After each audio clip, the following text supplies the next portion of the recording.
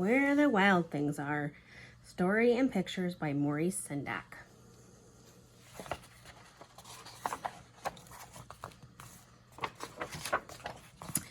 The night Max wore his wolf suit and made mischief of one kind and another,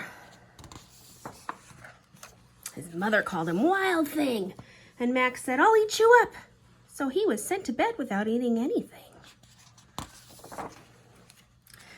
That very night in Max's room, a forest grew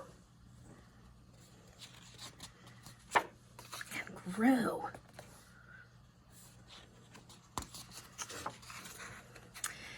And grew until his ceiling hung with vines and the walls became the world around. An ocean tumbled by with a private boat for Max, and he sailed off throughout night and day. And in and out of weeks and almost over a year to where the wild things are. And when he came to the place where the wild things are, they roared their terrible roars, and they gnashed their terrible teeth, and they rolled their terrible eyes, and they showed their terrible claws. Until Max said, "Be still!" And he tamed them with a magic trick of staring into all their yellow eyes without blinking once. And they were frightened, and they called him the most wild thing of all.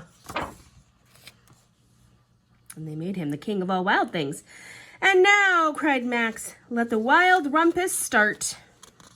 I think that means a party.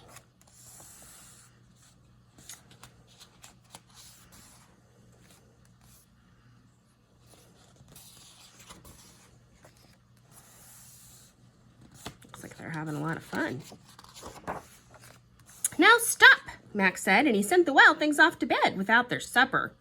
And Max, the king of all wild things, was lonely, and he wanted to be where someone loved him best of all. And then, all around from far away across the world, he smelled good things to eat. So he gave up being king of where the wild things are. But the wild things cried, "Oh, please don't go. We'll eat you up. We love you so." And Max said, "No." So the wild things roared their terrible roars, and they gnashed their terrible teeth, and they rolled their terrible eyes, and they showed their terrible claws. But Max stepped into his private boat and waved goodbye and sailed back over a year and in and out of weeks and through a day and into the night of his very own room, where he found his supper waiting for him. Still hot. Wow, he had a very wild imagination. That was a really cool dream.